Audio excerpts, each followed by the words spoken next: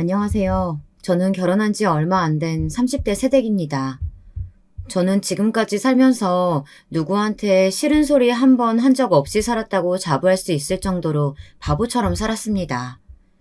그런데 제 생각이 틀렸어요.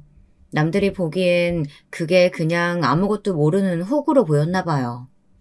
함부로 막 해도 되는 줄 아는 것 같았습니다. 저는 공무원입니다. 공무원 시험에 합격했을 때 날아갈 듯이 기뻤어요. 어머니도 너무 뿌듯해 하셨습니다. 그럴 수밖에 없었던 게 집안 형편이 좋지 않은 상황에서 제가 좀 힘들게 공부했거든요. 아주 어릴 때 아버지가 돌아가시고 어머니가 저를 혼자 키우셨습니다. 식당 일부터 남의 집 가정부까지 마다하지 않고 일하셨어요. 그러다가 우연히 알게 된 분의 도움으로 큰 식품 공장에 들어가게 되셨어요. 학교 급식도 들어가고 병원 식사도 들어가는 큰 회사였죠. 어머니는 적지 않은 나이에 이 일 저 일 전전하지 않고 고정으로 다닐 수 있는 직장이 생겼다는 것만으로도 기뻐서 하루도 쉬지 않고 일하셨습니다. 무엇보다 매달 같은 날 월급이 들어온다는 게 너무 좋다고 하셨어요. 급식비 하루 이틀 늦어서 학교에서 연락 올 때마다 내가 너한테 얼마나 미안했는지 몰라. 이제 꼬박꼬박 월급 받으니까 절대 그런 일은 없을 거야. 어머니는 혼자 힘으로 저를 키우시는 것만으로도 힘드셨을 텐데 넉넉하지 못하게 키워 미안하다고 하셨어요. 첫 월급을 받으셨을 때 가장 처음으로 하신 일이 제 학원을 등록해 주신 일이었습니다. 저는 괜찮다고 했지만 어머니는 저를 위해 쓰는 돈은 하나도 아깝지 않다고 하셨어요. 거기다가 더 대단한 건 어머니는 힘들다는 말을 한 번도 한 적이 없으시다는 겁니다. 새벽에 가장 먼저 출근해 가장 늦게 퇴근하면서도 말이죠. 더군다나 마음씨도 고우세요. 평생 힘들게만 사셔서 그런지 어렵게 사는 사람들을 보면 그냥 지나치지 못하셨습니다. 근무하시는 회사가 음식을 만드는 회사다 보니 공장에 버려지는 재료들이 많았나 봐요. 아까운 음식이 버려지는 게 아무래도 마음에 좋지 않으셨는지 근무하는 회사 사장님에게 어머니가 건의해 한 달에 두세 번씩 보육원이나 불우한 이웃들을 도울 수 있는 봉사에 참여하기도 했었어요. 어린 제가 봐도 어머니는 존경할 만한 분이었습니다.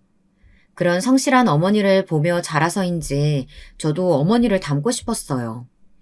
그리고 어머니에게 힘이 되는 사람이 되고 싶었습니다. 그래서 저는 일찌감치 진로를 정했어요. 고등학교를 졸업하자마자 공무원 시험을 봤습니다.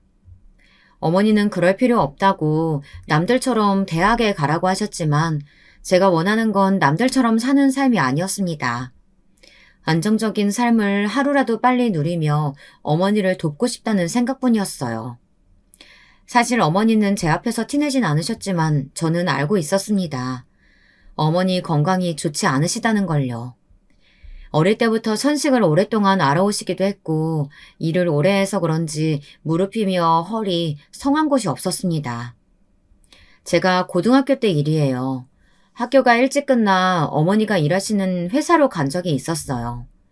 어머니는 공장 앞에 줄줄이 세워져 있는 트럭에서 제 몸만한 한 박스를 들고 공장으로 나르고 계셨습니다. 혼자서 말이죠.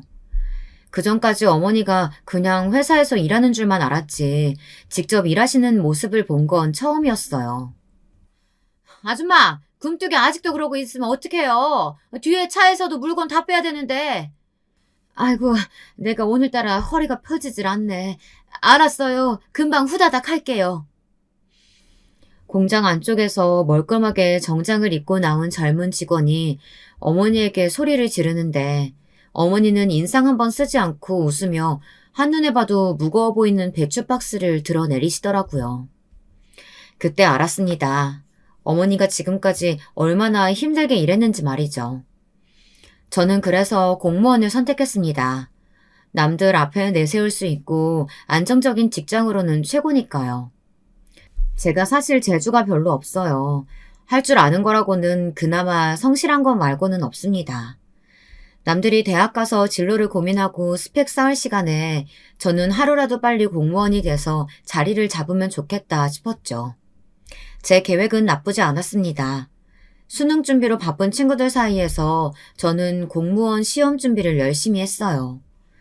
덕분에 고등학교 졸업하고 20살이 된 해에 자랑스러운 9급 공무원이 됐습니다.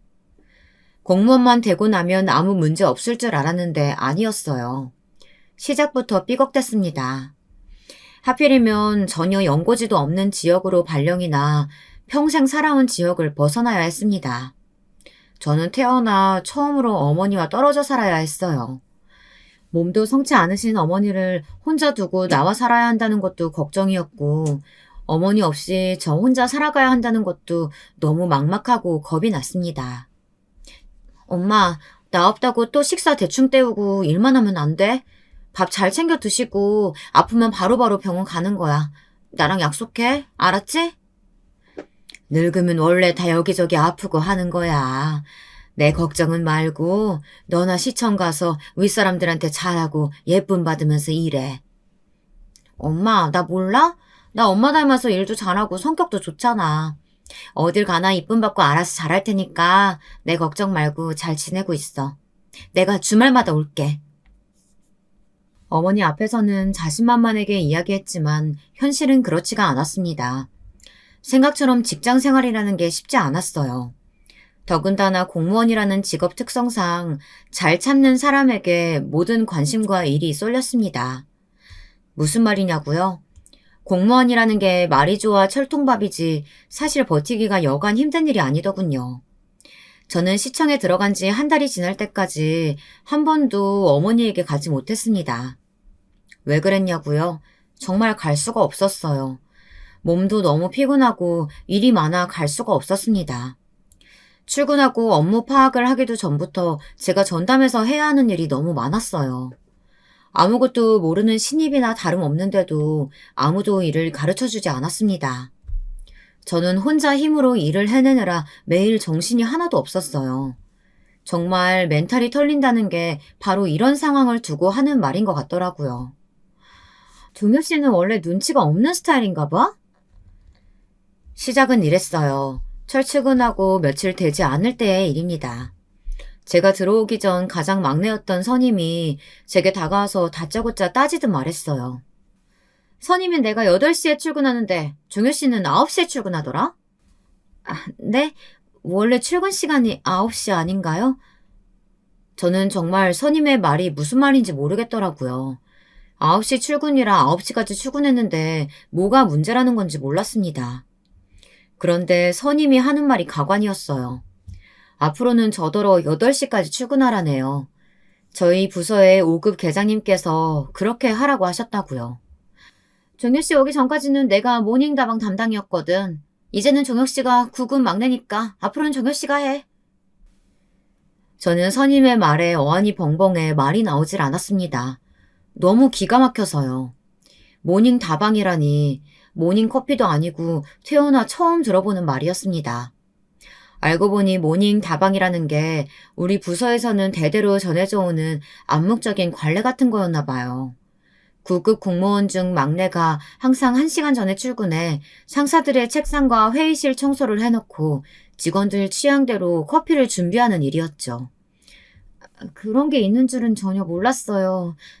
근데 그건 공무원으로서의 업무와는 전혀 상관없는 일 아닌가요? 와, 정혜 씨는 눈치만 없는 게 아니라 융통성도 없구나. 회사 생활하는데 어떻게 회사 업무만 딱딱 맞춰서 해? 아무리 그래도 시청 일 때문이 아니고 상사분들 심부름 때문에 1시간씩이나 일찍 출근하는 건 이해하기 어려운데요. 선임의 말대로 제가 정말 눈치도 없고 융통성도 없는 걸까요? 저는 아무리 생각해도 1시간씩이나 일찍 출근해야 하는 이유를 납득하기 어려웠습니다. 선임은 제 말이 거슬렸는지 갑자기 버럭 소리를 지르더라고요. 하지 말아야 할 말까지 가리지 못하면서요. 정효 씨가 아직 시청이 어떤 애인지 몰라서 착각하나 본데 우리가 같은 9급이긴 해도 엄연히 달라. 정효 씨는 고졸이잖아. 나는 4년제 나왔어. 그러니까 잔말 말고 내가 시키는 대로 해. 기가 막혔습니다. 그 와중에 이건 또 무슨 소리인가 싶더군요. 똑같이 공무원 시험 봐서 같은 9급 공무원이면 똑같지 거기다가 대고 뭘 또 고졸대졸 나누는 건가 싶었습니다. 저는 그래봐야 몇 개월 차이도 안 내는 선임 주제에 선배 대접을 어지간히 받고 싶은가 보다 하고 넘어가려고 했어요. 그런데 점점 더 도가 지나치게 굴더군요. 그날은 금요일이었어요. 업무를 마치고 퇴근하려는데 그 9급 선임이 다가오더니 쪽지 한 장을 건네주더군요. 처음 보는 주소가 적혀 있었어요. 제가 이게 뭐냐고 물었더니 우리 부서 계장님 댁 주소라고 하더군요. 계장님께서 저에게 따로 시키실 일이 있다고 하셨다면서 내일 오전에 쪽지에 적힌 주소로 가보라네요. 제가 뭔가 물을 새도 없이 선임은 가버렸습니다. 저는 그날 저녁 집에 돌아와서도 마음 편히 쉬지를 못했어요. 아무리 직장 상사라도 그렇지 주말까지 시킬 일이 뭐길래 집 주소까지 알려줬나 싶어서요. 그런데 정말 그 다음 날 아침부터 계장님에게 연락이 왔습니다.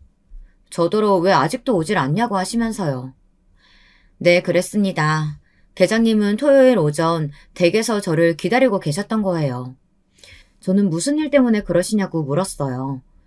그러자 계장님이 낮은 한숨을 뱉으시더니 잔말 말고 지금 당장 오라고 하셨어요. 저는 계장님의 목소리를 듣자마자 너무 긴장했습니다. 평소 시청에서 본 모습과는 달라 보였거든요. 저는 곧바로 택시를 타고 쪽지에 적힌 주소로 갔습니다. 그런데 저를 보자마자 계장님은 인상을 구기시더니 왜 이렇게 늦었느냐고 짜증을 내더군요. 그러고는 본인의 차 키를 제게 휙 던졌어요. 제게 운전을 하라는 이야기 같아 저는 운전면허가 없다고 이야기했습니다. 그러자 제게 던졌던 차 키를 획 뺏어버리더군요. 종효 씨는 고졸이라더니 학교 졸업하고 놀면서 운전면허도 안 따고 지금까지 뭐 했어? 아이고, 배운 게 없으면 몸으로라도 때울 줄 알아야지. 쓸모가 없네 없어. 저는 주말 아침부터 제가 왜 이런 소리를 듣고 있어야 하나 기분이 상했습니다. 저는 도대체 무슨 일 때문에 부르신 거냐고 물었어요.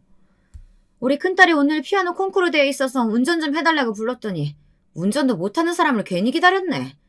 나 콩쿠르 갔다가 올 테니까 우리 둘째 좀 봐줘. 남편이 출장 중이라 애 봐줄 사람이 없거든.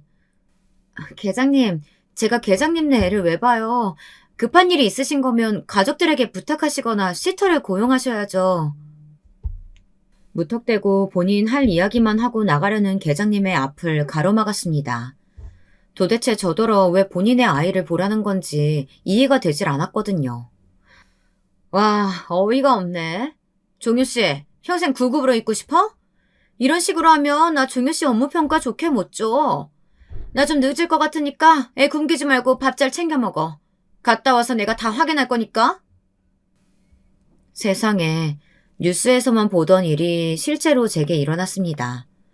이런 게 바로 직장 내 괴롭힘인가 싶더군요. 상사라고 업무평가를 인질로 삼아 사적인 일에 직원들을 마음대로 휘두르고 있었어요. 9급 선임은 지금까지 자신이 해오던 일을 저에게 다 떠넘긴 거였죠.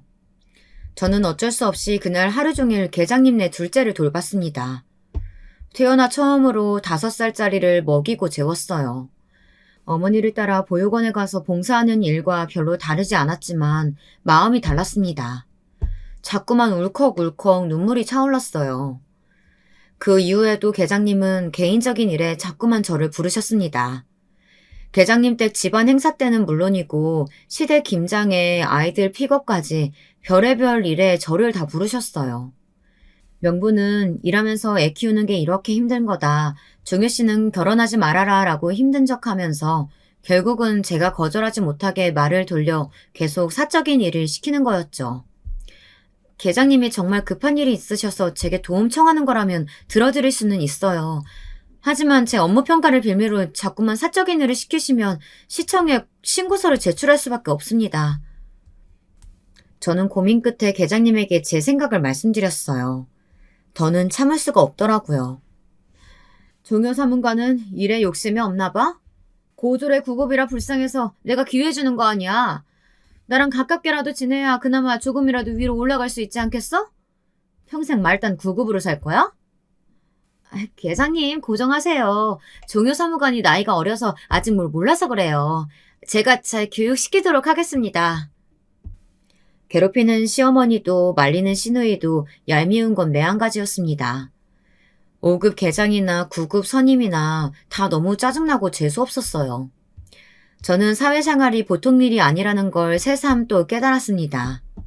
저희 부서의 9급은 저와 그 선배가 유일했어요.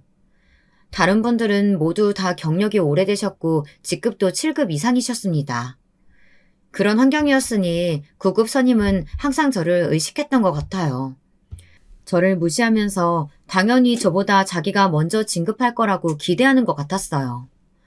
계장님께서 그 9급 선임을 유난히 예뻐하시긴 했거든요. 제가 보기에도 그럴 만한 게 9급 선임은 신기할 정도로 여우짓을 잘했어요. 비위도 잘 맞추고요. 계장님이 머리만 조금 자르고 와도 어떻게 알고는 너무 잘 어울리네, 계장님 때문에 자기도 단발병에 걸리겠네 등등 이빠른 소리를 쉬지도 않고 잘했어요. 거기다가 계장님이 해야 할 일까지 본인이 굳이 도맡아 하겠다고 나서서는 결국은 제게 시켰다는 겁니다. 커피를 타는 잔심부름이나 굳은 일이야 제가 막내니 억울해도 꾹 참고 한다고 하지만 5급 계장님이 하시는 일까지 제게 시키는 건 말이 되질 않았어요. 선임 사무관님께서 시키시는 일이라 제가 어떻게든 혼자 해결해 보려고 했는데요. 도저히 제 선에서 진행할 수 있는 일이 아닌 것 같아요. 이건 계장님께 못하겠다고 말씀드려야 할 것 같아요. 저는 제가 할 수 없는 일이라고 솔직하게 말씀드렸습니다. 그리고 어차피 제가 해야 할 일도 아니었고요. 그런데 제 말에 9급 선임의 표정이 싹 굳어버리더군요. 종효 씨 말이 좀 이상하다. 꼭 우리가 종효 씨한테 다 시킨 것처럼 말하네? 사실 제 일이 아닌 건 맞잖아요. 안 그래도 제 업무만으로도 벅찬데 매번 감당하기 힘든 일까지 맡기시잖아요. 내내 속으로 꾹 참아왔던 게 터져버리고 말았습니다. 사실 저에게 일을 떠넘긴 게 한두 번이 아니었거든요. 제 일도 아닌 일을 밤새 야근까지 하며 해내야 하는 것도 화났지만 더 이상했던 건 제가 한 일을 마치 자신들이 한 일처럼 위에 보고했다는 겁니다. 저는 지난 몇 년 동안 바보처럼 참고만 있었어요. 쭉 8시에 출근을 하면서요. 그 잘난 모닝 다방인지 뭔지도 열심히 했고 재수없는 선임이라도 같이 일하는 직장 상사이니 웬만한 거는 다 참고 넘겼습니다. 그런데 몇 년 동안 참다 한마디 한 거 가지고 선임이 아주 난리를 치더군요. 와, 종효씨, 일부러 직원들이 있는 앞에서 이러는 거야? 우리가 종효씨한테 일 몰아주고 괴롭힌 것처럼 소문내서 나 제대로 쪽팔리게 하려고? 저는 절대 사람들 앞에서 일부러 그런 게 아니었습니다. 저는 작은 소리로 이야기했는데 오히려 소리를 지르며 일을 키운 건 9급 선임이었어요. 9급 선임이야말로 저를 이상한 사람을 만들었습니다. 제가 한 말을 멋대로 와전해 주변에 있던 직원들에게 일러 바치듯 이야기했어요. 저는 순간 너무 당황해서 얼굴이 터질 듯 빨개졌습니다. 그날부터였습니다. 저는 저희 부서 내에, 아니 어쩌면 시청 전체에서 개념 없는 9급 공무원으로 찍혀버렸어요. 제가 처음 시청에 들어왔을 때부터 저를 괴롭힌 건 본인이면서 오히려 제가 9급인데 선배 대접 받고 싶어 한다고 사람들에게 험담하고 다닌 것처럼 말을 꾸며냈더라고요. 저는 제가 하지도 않은 짓이니 소문이야 금방 잦아들 거라고 생각했습니다. 그런데 그 9급 선임이 계장님 라인인데다가 워낙 시청 내에서 친한 사람도 많다 보니 예뻐하는 상사들이 많았어요. 덕분에 소문은 쉽게 가라앉지 않았습니다. 소문이 어느 정도였냐면요. 제가 지나다닐 때마다 뒤에서 사람들이 수군거릴 정도였어요. 제가 걔잖아. 직원들 다 있는 앞에서 선임더러 같은 9급이라고 막 무시하면서 말 대꾸 왔다는 애. 암튼 요즘 애들 무섭다니까. 저는 별의별 소리를 다 들었습니다. 이대로 바보처럼 가만히 있다가는 이 시청 안에서 싸가지 없는 9급으로 제대로 낙인이 찍힐 것 같았어요. 제가 근무하는 시청이 지방시청이다 보니 사실상 부서 이동이나 근무지 이동이 잦지 않아요. 몇 년째 저를 괴롭히는 상사들과 매번 같은 일 가지고 실랑이 하려니 여간 힘든 일이 아니었습니다. 공무원은 위계질서도 중요하고 같은 직급이나 부서 안에서도 정치를 잘해야 합니다. 소위 말하는 줄타기죠. 저 같은 하급 말단 공무원은 줄 한 번 잘못하면 평생 고달프게 되는 것이었죠. 저는 매일 밥도 혼자 먹고 회식에도 한 번 가본 적이 없습니다. 누구도 제게 먼저 말을 걸어주는 사람이 없었거든요. 저는 고민 끝에 구급 선임에게 찾아갔습니다. 마음 같아서는 왜 제가 하지도 않은 행동을 했다고 헛소문을 내고 다니냐고 따져 묻고 싶었지만 직장 생활이라는 게 어디 그런가요? 이 좁은 시청 바닥에서 말단은 참아야죠. 저는 억울하고 속상했지만 어머니의 얼굴을 떠올렸습니다. 제가 아직 사회생활을 잘 모르고 미숙해서 선배에게 실수한 게 있으면 너무 죄송해요. 좀 이해해 주세요. 저는 100번 참고 인내하며 먼저 머리를 숙였습니다. 앞으로의 제 공무원 생활을 위해서라고 마음을 다잡으면서요. 그런데 선임은 제 사과에도 팔짱을 끼며 저를 아래로 대충 깔보더니 그럴 줄 알았다는 듯 웃더군요. 그러게, 구급의 고졸 출신이면 네 주제를 알아야지. 어디서 감히 선임한테 말대꾸를 해. 앞으로 조심해. 또 내 앞에서 거슬리게 굴었다가는 그때는 아예 이 시청에서 얼굴도 못 들게 다니게 해줄 테니까. 그러면서 한다는 말이 제가 구급 공무원의 망신이랍니다. 국민 세금으로 월급 받는 공무원이 대학도 안 나왔다는 게 말이 되냐고요. 저는 그런 소리를 듣고도 멍청하게 바보처럼 서 있었습니다. 주먹을 꾹 쥐고 참았어요. 더는 사람들에게 욕먹고 혼자 있고 싶지 않았습니다. 저도 다른 사람들처럼 직장 동료들과 밥도 같이 먹고 당당하게 회식에도 가고 싶었어요. 그날 집에 돌아와 저는 얼마나 울었는지 몰라요. 지금까지 30년 넘게 살면서 누구한테 피해 한 번 준 적 없고 남들이 답답하다고 할 정도로 착하게만 살았는데 제가 왜 이런 무시를 당해야 하나 싶었습니다. 저는 그날 눈물을 훔치며 다짐했어요. 어떻게든 이 시청 안에서 끝까지 버티겠다고요. 그 재수없는 선임들보다 오래오래 말이죠. 우선 가장 먼저 해야 할 일은 진급이었습니다. 저도 공무원이 된 지 5년이 넘었으니 충분히 가능한 일이었어요. 제 다짐은 다행히도 금방 이룰 수 있었습니다. 저는 9급 선임보다 먼저 7급으로 승진했어요. 9급 선임이 계장님에게 저보다 이쁨이야 많이 받았지만 근무 연수도 얼마 차이 나지 않는데 업무 평가나 업무 추진 능력에서 제가 월등히 높았거든요. 그러다 보니 사실 당연한 결과였습니다. 저는 너무 기뻤어요. 하지만 티를 낼 수 없었습니다. 선임 앞에서 티내봐야 좋은 소리 들을 리 없으니까요. 아무리 여우짓을 잘하고 정치질을 잘해봐야 사실 일 잘하는 거를 따라올 수는 없습니다. 그 전까지만 해도 제 소문으로 인해 시청 사람들이 저에 대한 인상이 썩 좋지 않았었는데 막상 제가 다른 9급 공무원에 비해 빠르게 승진하자 다들 저를 인정해주는 분위기였어요. 빠릿빠릿하게 일도 잘하고 제가 진행한 일은 언제나 결과가 좋았다고요. 저는 시청에 들어온 지 몇 년 만에 드디어 제 진가가 조금씩 드러나는 것 같아 마음이 놓였습니다. 하지만 선임은 여전히 저를 인정하지 않았어요.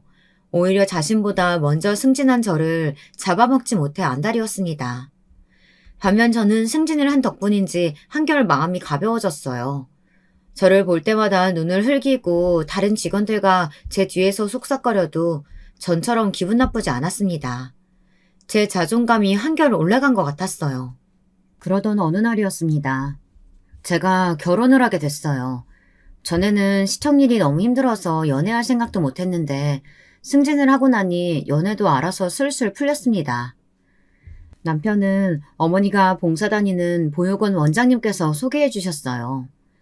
저도 어머니를 보러 가는 날이면 종종 함께 봉사를 갔었었는데 그때마다 원장님께서 저를 좋게 봐주셨더라고요. 남자가 인물도 좋고 성격도 좋은데 집안이 아주 빵빵해. 시아버지들 집안이 다들 지역에서 한 자리씩 하는 유지들이라니까. 그렇게 조건 좋은 남자가 저를 좋다고 할까요? 저는 대학도 안 나오고 얼마 전까지 9급 공무원이었는데. 승진으로 인해 자존감이 좀 올라가기는 했지만 그렇다고 지금까지 시청 내에서 사람들에게 무시당하고 괴롭힘 당했던 게 하루아침에 사라지는 건 아니었습니다. 저도 모르는 사이 지난 일들이 내면에 상처로 남은 것 같았어요. 무슨 그런 걱정을 해. 내가 그런 거 따지는 속물들이면 소개하겠어? 내가 워낙 참한 아가씨고 공무원이라고만 했는데도 남자네 쪽에서는 무조건 좋대.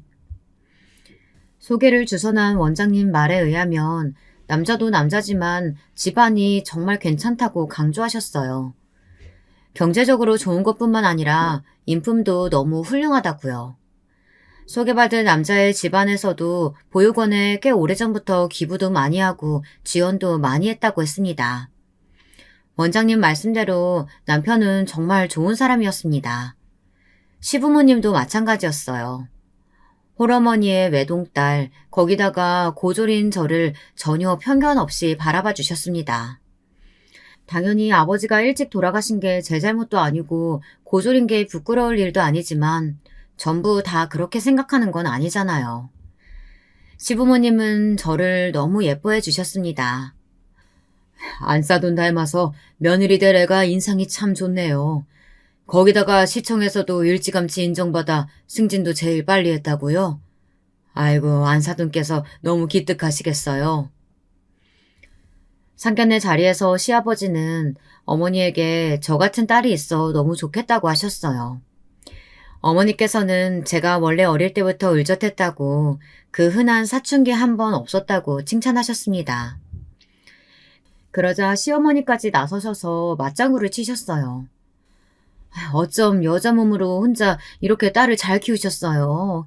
너무 대단하세요. 앞으로 우리 다 한 가족이니까 모든 힘든 일 있으시면 다 말씀하세요.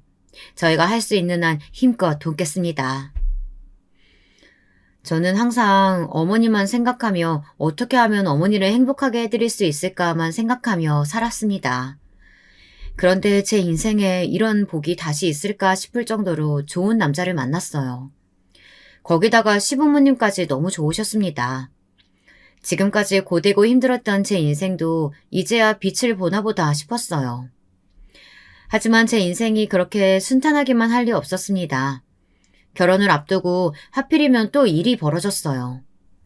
저와 9급 선임은 아무래도 전sek의 악연이었나 봅니다. 악연도 이런 악연이 없었죠. 글쎄 저와 같은 날 결혼을 한다더군요. 워낙 친하질 않다 보니 서로 결혼하는 줄도 모르고 있다가 청첩장을 돌릴 때 알아버렸어요. 같은 날짜에 시간대도 비슷한데 결혼식장 위치가 멀어서 시청 직원들 입장에는 곤란할 것 같더라고요. 다들 제 앞에서 대놓고 말하지는 않았지만 하필이면 이렇게 예식날을 정하냐고 수군거리는 분위기였습니다. 사실 다른 부서 사람들이야 크게 상관없었어요. 저보다야 다들 9급 선임이 아는 직원들이 많았으니 제 결혼식에는 올 리가 없었죠. 하지만 저희 부서 사람들은 고민하는 눈치였어요. 저와 더 가까워도 9급 선임이 워낙 성격이 요란하니 제 결혼식에 오겠다고 말하기 곤란해하는 것 같더라고요. 사실 가장 중요한 건 계장님의 의견이었습니다. 이러니 저러니 해도 아래 직원 입장에는 곤란한 상황에서 차라리 계장님이 정해주는 게 편하니까요. 계장님께서는 이제 와서 결혼식 날짜를 바꿀 수 있는 것도 아니니 차라리 인원을 나눠서 반반 가까운 쪽으로 가자고 하셨습니다. 그게 같이 일하는 동료들끼리 서로 마음 상하지 않을 것 같다고요. 문제는 계장님께서 9급 선임이 아닌 제 결혼식에 오겠다고 한 게 화근이 되었습니다. 계장님 댁이 제가 식을 올리는 식장과 더 가까웠거든요. 그런데 그 사실이 9급 선임은 싫었나 봐요. 그때부터 자꾸만 직원들 다 있는 데서 대놓고 툴툴거리더라고요. 계장님이 한식 좋아하셔서 일부러 갈비탕 나오는 곳으로 예약한 건데 계장님 안 오신다고 하니까 저 너무 서운해요. 저희 부모님 계장님께 꼭 소개해드리고 싶었는데. 나도 못 가서 너무 아쉽지. 하지만 직원들끼리 정한 일인데 계장인 내가 마음대로 했어야 되겠어? 축의금 많이 보낼 테니까 너무 서운해하지 마. 그 꼴을 보는데 눈꼴이 시려 봐줄 수가 없었습니다. 마음 같아서는 제 결혼식 안 오셔도 되니 그냥 9급 선임 결혼식에 가시라고 하고 싶었어요. 그런데 며칠 뒤 말도 안 되는 일이 벌어졌습니다. 시청 내에 계장님에 대한 이상한 소문이 돌기 시작했어요. 사실은 계장님이 이혼했는데 시청 사람들한테 지금까지 아닌 척 연기하고 다녔다는 소문이었습니다. 같은 부서 직원이 직접 계장님 집에 갔다가 알게 된 사실이라고요. 저는 소문을 듣고도 당연히 모른 척 했습니다. 계장님의 개인적인 일이니 신경 쓰지 않았어요. 좁다면 좁은 시청 내에서 소문이라는 건 언제나 흔하게 있는 일이었으니까요. 그런데 그 일로 말도 안 되는 일이 벌어졌습니다. 괜한 똥물이 제게 튀었어요.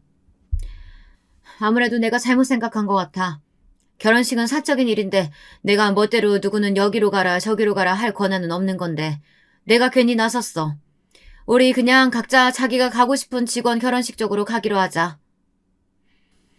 계장님의 태도가 갑자기 180도 달라져 버렸습니다. 난 지혜씨 결혼식장으로 갈게. 그리고 종효 사무관은 서운해하지 마. 종효씨 결혼식은 나 말고도 갈 사람 많을 테니까. 계장님께서 직원들이 다 있는 앞에서 제 결혼식장에는 못 오겠다고 하셨어요. 저는 아무리 그래도 따로 이야기할 수 있는 걸 왜 굳이 저렇게 대놓고 말씀하시나 했습니다.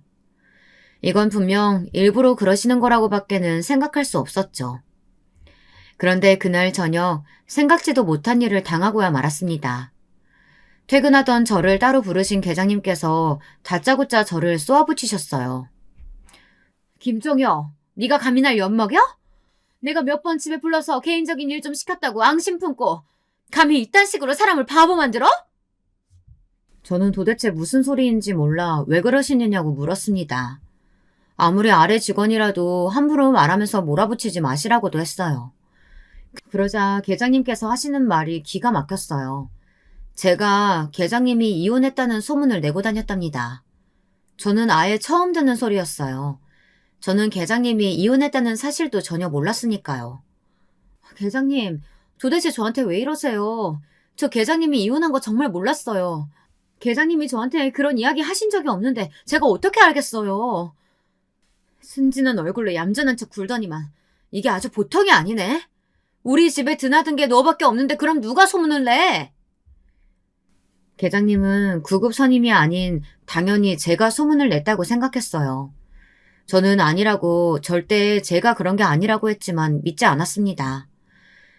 계장님은 그 일 때문에 제 결혼식에 오지 않겠다고 한 거였어요. 이건 굳이 물어보지 않아도 누가 꾸민 일인지 알겠더라고요. 안 봐도 당연히 그 제스탱이 구급 선임이었죠. 저와 같은 날 결혼식인데 계장님이 제 결혼식에 오시는 게 싫어서 이런 짓까지 벌인 게 분명했습니다. 정말 유치해서 상대하고 싶지도 않았지만 아무리 생각해도 제가 하지도 않은 일로 괜한 오해를 받는 게 억울해 따져 물었습니다. 하지만 따져 물으면 뭐 하겠어요. 구급 선임은 작정하고 제 앞에서 아주 딱 잡아댔는데요. 오히려 제가 하지도 않은 말을 했다면서 거짓말까지 했어요. 제가 먼저 계장님이 이혼했다는 말을 자기한테 했답니다. 본인도 제가 이야기해서 알게 됐다면서 연기하더군요. 난 말만 들어도 너무 마음 아프던데 종효 사무관은 어떻게 그런 얘기를 아무렇지 않게 여기저기 멋대로 떠벌리고 다닐 수가 있어? 계장님이 종효 사무관한테 얼마나 잘해주셨는데. 제가 그런 소리 언제 했다고 생사람을 잡고 이래요. 어머, 아무것도 모르는 척 딱 잡아대는 것 좀 봐. 진짜 소름 돋는다. 됐어. 이야기해봐야 뭐하겠어. 어차피 종효 사무관이 7급이라 9급 지혜씨보다 시청 사람들이 알아서 많이 올 거라고 했다며. 그러니까 나는 당연히 안 가도 되지. 이건 또 무슨 소린가요? 제가 하지도 않은 소리를 했다면서 계장님은 다짜고짜 저더러 아무리 직급이 있는 직장 생활이라도 동료들끼리 할 말이 있고 하면 안 되는 말이 있는 거라고 면박을 주셨습니다. 정말 너무 억울해서 속이 터질 것만 같았습니다. 9급 선임 이지혜 씨야말로 지금까지 저더러 고졸 9급 말단이라고 무시할 때는 언제고 이제는 제가 7급이라 자기를 무시했다고 거짓말까지 하며 몰아가더군요. 아예 사람들 앞에서 불쌍한 척 연기까지 하면서요. 안 그래도 한 부서에서 둘이 같은 날 결혼한다고 사람들이 말이 많았는데 이런 일까지 생겼으니 시청 안이 다 저희 이야기로 소란스러웠습니다. 그럴만하죠. 진실이 뭐든 간에 사람들이 듣기엔 아주 재미있는 가십이니까요. 소문은 일파만파 퍼져 저는 승진 좀 빨리 했다고 나이 많은 선배를 9급이라고 무시하는 개념 없는 애가 되어 있었습니다. 지금까지 별의별 일을 다 겪었지만 그 일은 견디기 힘들었어요. 정말 공무원을 그만둬야 하나까지 생각했습니다. 다른 지역이나 다른 기관으로 이동을 한다고 해도 이 좁은 지역에서 소문이란 건 쉽게 잊히질 않으니까요. 하지만 시청을 그만두면 이제와 제가 뭘 할 수 있겠어요. 고졸에 그 흔한 운전면허 한 장 없는데 말이죠. 사실 시청 안에서 이상한 직원으로 낙인 찍히고 제가 하지도 않은 일을 가지고 사람들에게 손가락질 받는 것도 당연히 서러웠지만 사실 제일 힘든 건 제 결혼식에 시청 사람들이 아무도 오지 않을 수 있다는 불안감이었습니다. 명색이 공무원인데 제 직장 동료들이 아무도 오지 않으면 시부모님께서 어떻게 생각하실지 걱정이 됐어요. 제가 시청 일로 힘들어할 때 가장 큰 힘이 되어준 건 바로 남편이었습니다. 자기가 잘못한 게 없고 떳떳한데 뭘 걱정해. 그 선임이랑 계장이라는 사람이 해도 해도 너무하는 것 같아. 우리 더는 참지 말고 아버지한테 이야기해보자. 자기도 알지? 우리 아버지 지역에서 유지나 다름없어. 아버지 말 한마디면 그런 사람들 자르는 건 일도 아니야. 저는 남편에게 말이라도 고마웠습니다. 지금까지 언제나 저는 혼자라고 생각했어요. 어머니와 떨어져 살면서 매일 시청에서 받는 스트레스를 온전히 혼자 감수했었거든요. 그런데 남편이 저를 위해 뭐든지 해줄 것처럼 말해주니 너무 든든했습니다. 저에게도 제 편이 생긴 것 같아서요. 남편에게 시부모님에게는 이야기하지 말아달라고 했어요. 결혼도 전에 직장 생활도 스스로 하지 못하는 못난 며느리로 보이고 싶지는 않았거든요. 저는 지금까지 해오던 대로 이번 일도 꿋꿋이 잘 해결해 나가기로 했습니다. 그런데 우려하던 일이 현실로 일어났습니다. 저희 부서 사람 중 누구도 제 결혼식에 오질 않았어요. 단 한 명도 말이죠. 시청에서 일하면서 알게 된 다른 부서 직원들 몇 분이 와서 저를 위로해 주셨습니다. 계장님 성격을 아는 분들은 그냥 그러려니 하라고 하기도 하셨어요. 저도 마음속으로는 그럴 수 있다고 별일 아니라고 생각하려고 했지만 자꾸만 울컥하는 마음은 감출 수가 없었습니다. 신부 대기실에 앉아있는데 너무 속상하고 서러워서 눈화장이 다 번질 정도로 눈물을 흘렸어요. 저는 다시 한번 마음을 다잡았습니다. 그런 몰상식한 인간들과는 다신 상종하지 않기로요. 제가 공무원이 된 이유는 제가 사랑하는 어머니를 위해서였습니다. 그런 정신 나간 인간들 때문에 제 미래를 포기할 수는 없었어요. 거기다가 상황이 많이 달라졌습니다. 저에게는 든든한 가족이 더 많이 생겼으니까요. 괜히 풀죽어 기죽을 필요가 없었습니다. 저는 제 할 일을 더 열심히 했어요. 구급 선임이든 계장님이든 누구보다도 일 잘하고 인정받는 공무원이 되기로 했습니다. 그러던 어느 날이었습니다. 그날은 1년에 한 번 시청에서 준비하는 지역 내에 가장 큰 행사가 있는 날이었어요. 시장님 주최로 진행하는 행사다 보니 시청 내의 공무원이라면 모두가 다 긴장하는 날이었죠. 저희 부서에서 행사의 가장 중요한 부분을 맡아 준비하느라 저는 한 달 내내 야근하며 정신없이 준비했습니다. 노력한 만큼 다행히 행사는 잘 마무리됐습니다. 저는 행사가 끝나고 회식 자리에 도착하자마자 시부모님이 계신 테이블로 가 인사를 했습니다. 시아버지께서도 행사에 참여하시고 저를 위해 큰 도움을 주셨거든요. 시아버지께서 저를 도와주시겠다고 행사 지원을 해주신 것도 모자라 주변에 아는 지인들까지 소개해 주시며 많은 도움을 주셨습니다. 저는 시아버지의 존재만으로도 너무 든든했습니다. 한참 회식 자리가 무르익었을 때쯤이었어요.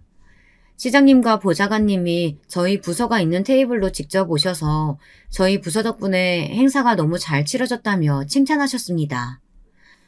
이번에 우리 김종효 사무관이 아주 고생이 많았다죠? 우리 보좌관들 말이 김종효 사무관이 매일 혼자 사무실에 남아서 야근했다고 걱정이 많더라고요. 너무 고생 많았어요. 결혼한 지도 얼마 안 된 신혼인데 시청에서 너무 부려먹는다고 남편이 내 욕 좀 했겠어. 시장님의 칭찬과 농담에 저는 민망해 어쩔 줄 몰랐습니다. 그래서 저는 처음 맡아보는 행사라 잘하고 싶은 마음에 그런 거라고 둘러댔어요. 시장님이 자리로 돌아가시고 난 뒤 저희 부서 테이블 분위기가 좋지 않았어요. 함께 앉아있던 팀원들이 슬슬 계장님의 눈치를 살피는 것 같았습니다. 저는 여기 있다가는 아무래도 또 괜한 소리 들을 것 같아 자리를 피했습니다. 화장실을 가는 척 밖으로 나와버렸어요. 그런데 역시나 이런 좋은 기회를 그냥 넘어갈 리 없는 구급 선임이 슬쩍 계장님을 끌고 저를 따라 나왔더라고요. 종려 사무관은 나이가 들어도 어쩜 그렇게 눈치가 없어? 계장님이 버젓이 계신데 시장님 앞에서 혼자 행사 준비 다 한 것처럼 굴어야겠어? 누가 보면 우리가 종려 씨한테 일 다 넘기고 아무것도 안 한 줄 알겠네. 굳이 화장실을 가려던 저를 끌고 식당 옆 구석으로 데리고 가 안 해도 될 말들을 짓거렸습니다. 제가 언제 혼자 다 한 것처럼 말했다고 그러세요. 그리고 엄연히 따지자면 행사 준비 한창일 때도 다들 저만 빼고 칼퇴근하신 건 맞잖아요. 시청 안도 아니고 어차피 회식 자리니 저도 할 말은 해야겠다 싶었습니다. 그런데 담배만 뻐끔뻐끔 피워대던 5급 계장님이 저를 빤히 쳐다보시더군요. 아주 날이 바짝 선 눈으로요. 어머, 계장님, 얘 말하는 것 좀 봐요. 그거야 팀원들 각자 다 집안에 일이 있으니까 어쩔 수 없이 간 거지. 우리가 뭐 일부러 그랬겠어? 어차피 행사도 잘 끝냈고 시장님께 칭찬도 받았으니 저도 좋게 넘어가려고 했습니다. 하지만 꼴에 잘났다고 뻔뻔하게 구는 꼴이 정말 보기 싫었어요. 말이 나왔으니까 하는 말인데요. 선배들 일부러 저 괴롭히려고 그러신 거 맞잖아요. 다들 집안일 있다고 일찍 가셔놓고 저만 빼고 회식한 거 누가 모를 줄 알아요? 제가 퇴근하다가 근처 노래방으로 다 같이 들어가시는 거 다 봤거든요. 그랬습니다. 사실 그런 일이 한두 번은 아니라 이제 일일이 속상하지도 않아요. 단지 왜 저에게만 이런 일이 일어나는 건지 가끔 억울할 때는 있었습니다. 아니, 김종효 사무관님, 지금 무슨 소리라는 거예요? 우리가 언제 사무관님만 빼놓고 그랬다고. 와, 완전히 생사람 잡네. 가게 안에 있던 사람들이 하나 둘씩 밖으로 나왔습니다. 조금 전까지 반말을 찍찍 해대며 소리를 지르던 선임은 주변을 일식하더니 괜히 존댓말을 해댔어요. 가소롭더군요. 제가 그날 너무 속상해서 남편이랑 통화까지 했는데 제가 기억을 못하겠어요? 남편도 제 얘기 듣고 얼마나 속상했는지. 선배님들 직장 내 따돌림으로 신고까지 하라고 했다고요. 저는 이때다 싶었습니다. 주변에 사람들이 많으면 많을수록 좋다고 생각했어요. 저희 부서 사람들의 만행을 다 알리고 싶어서요. 짝! 그 순간 생각지도 못한 일이 벌어졌습니다. 술에 취해 빨개진 얼굴로 담배만 연신 피워대던 계장님이 갑자기 제게 달려들더니 제 뺨을 내리쳤어요. 그것도 한 대도 아닌 여러 번을 갈겼습니다. 제 뺨이 새빨갛게 부어올랐습니다. 순간 옆에 있던 구급 선임도 놀랐는지 계장님을 말릴 정도였죠. 계장님 왜 이러세요? 시청 사람들도 많은데 그만하세요. 이 손 안 놔? 여기가 어디라고? 감히 따돌림이니 뭐니 그런 개소리라고 있어. 네가 앞에서는 얌전한 척 굴더니만 내 대해서는 뭐 신고 안 해 만회하면서 내 인생 조질 생각만 하고 있었구나. 술에 취해서인지 아니면 너무 흥분해서인지 계장님은 이성을 잃은 것 같았습니다. 나이도 50이 다 되신 분이 힘이 얼마나 센지 저를 밀치는 힘에 저는 그만 바닥에 넘어지고 말았습니다. 제가 들고 있던 가방까지 바닥에 다 내동댕이 쳐졌어요. 내가 김종효 전년 처음 봤을 때부터 마음에 안 든다고 초장에 잡으라고 했어 안 했어? 멍청한 것들이 무식한 고졸년 하나 어쩌지 못해서 결국은 사람을 이렇게 돌아버리게 만들어. 지금까지 얌전한 척 뒤로 호박씩 깐 건 제가 아니라 계장님이었습니다. 사람들 앞에서는 항상 고고한 척 하시더니만 결국 본색을 드러내신 거죠. 계장님도 워낙 욕심이 많고 승진에 목말라 있던 분인 건 알았지만 이 정도인 줄은 몰랐습니다. 시장님께 제가 칭찬을 받은 것만으로도 마음에 안 들었는데 제가 괴롭힘이니 뭐니 하는 소리까지 하니 도저히 흥분을 참지 못하신 거죠. 최근 들어 공무원뿐 아니라 직장 내 따돌림이나 괴롭힘에 대한 문제가 불거지며 누군가 책임져야 하다 보니 상사들 입장에서는 예민해질 수밖에 없었죠. 하지만 그렇다고 해서 저에게 손찌검까지 하다니 이건 말이 되질 않았습니다. 저는 너무 놀라 어안이 봉봉해 말도 잘 나오지 않았어요. 그때였습니다. 담배를 피우러 가게 밖으로 나오던 시아버지께서 하필이면 이 거지 같은 광경을 보고 마셨어요. 붉게 부어오른 제 얼굴을 보시고 이상함을 감지하신 시아버지는 곧바로 제 곁으로 다가오셨어요. 그리고 바닥에 떨어져 있는 제 가방을 보시고는 인상을 구기셨습니다. 이게 다 뭐야? 우리 며느리 얼굴이 왜 이래? 짝. 잠시 뒤 믿기지 않는 일이 벌어지고 말았습니다. 시아버지께서 계장님의 뺨을 세게 쏘아붙이셨어요. 손을 부들부들 떠시면서요. 하필이면 시아버지께서 제 가방에서 떨어진 서류들을 보고 말았거든요. 무슨 서류냐고요? 제가 틈틈이 적어놓은 신고서예요. 남편과 나눴다는 이야기가 농담만은 아니었습니다. 저는 같은 부서 선임들에게 불편한 일을 겪을 때마다 제가 겪은 일들을 일기처럼 상세하게 적어두었어요. 고소한다거나 시청 감식과에 신고하려고 준비한 건 아니었지만 정말 제가 참기 힘든 순간이 오면 필요하겠다 싶어 적어둔 거예요. 사적 노무지식, 비인격적 대우, 업무 불이익, 따돌림 등 이렇게 시작되는 글들이 빼곡하게 적힌 신고서를 읽어내려가던 시아버지는 결국 참지 못하시고 계장님의 뺨을 날리신 거죠. 시청 계장이나 됐다는 사람이 무식해도 정도가 있지. 어디 감히 내 며느리 뺨을 날려?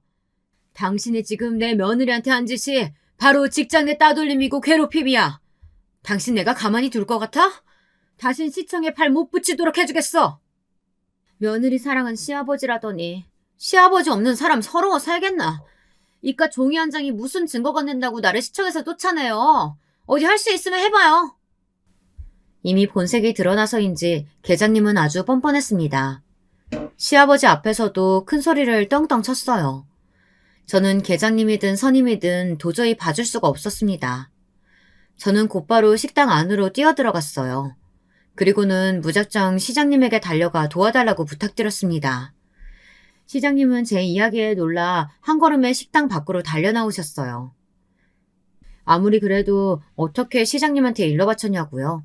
저희 시아버지의 일이라면 그럴 수 있었습니다. 이게 무슨 소리야?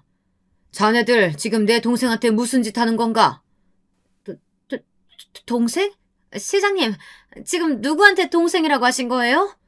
누구긴 누구야? 여기 김종효 사무관 시아버지가 뇌 하나밖에 없는 동생인데. 그랬습니다. 시장님께서는 바로 저희 시아버지의 친형님이셨어요. 다들 저를 미워하고 무시해서 제 결혼식에 오질 않았으니 알 턱이 없었죠. 그 순간 저희 시아버지는 시장님께 다가가 조금 전 있었던 일에 대해 다 이야기하셨습니다. 그리고 제가 적어둔 신고서 종이까지 시장님께 보여드렸어요. 순식간에 일은 걷잡을 수 없이 커졌습니다. 보좌관들은 뭘 멀뚱히 보고만 있어. 지금 당장 시청 공무원들 다 집합시켜. 이번 일은 내 명예를 걸고 절대 그냥 못 넘어가니까. 이 일에 연루된 사람들 다들 옷 벗을 각오들 해. 말 그대로 난리가 났습니다. 회식 자리에 있던 공무원들과 집에 돌아간 공무원들까지 다시 다 소환돼 시청으로 모였어요.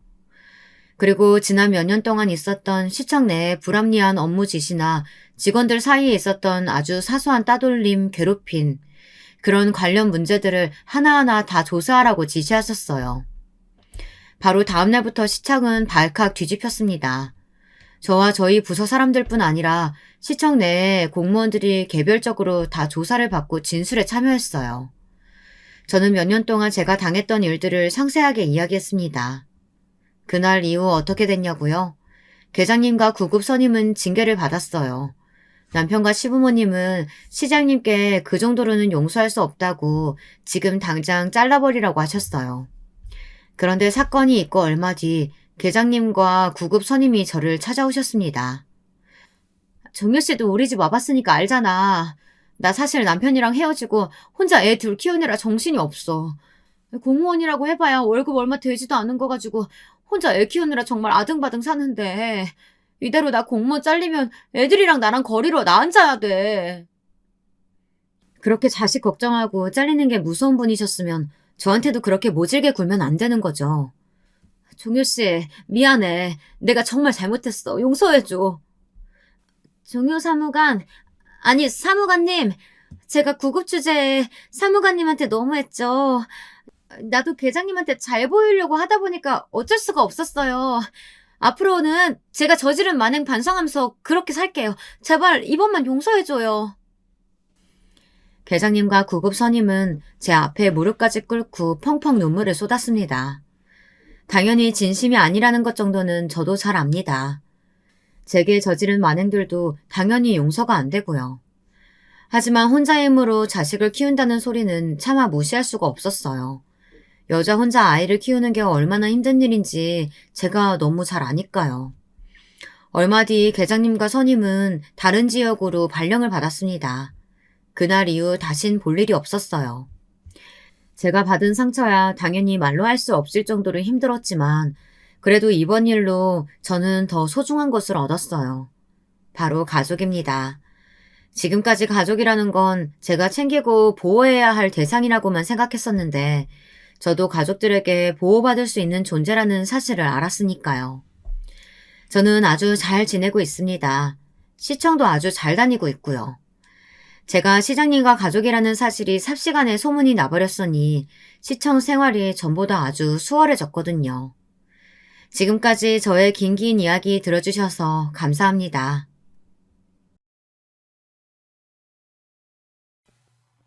안녕하세요. 여러분들은 살면서 누군가의 대가 없는 호의를 받으신 적이 많으신가요?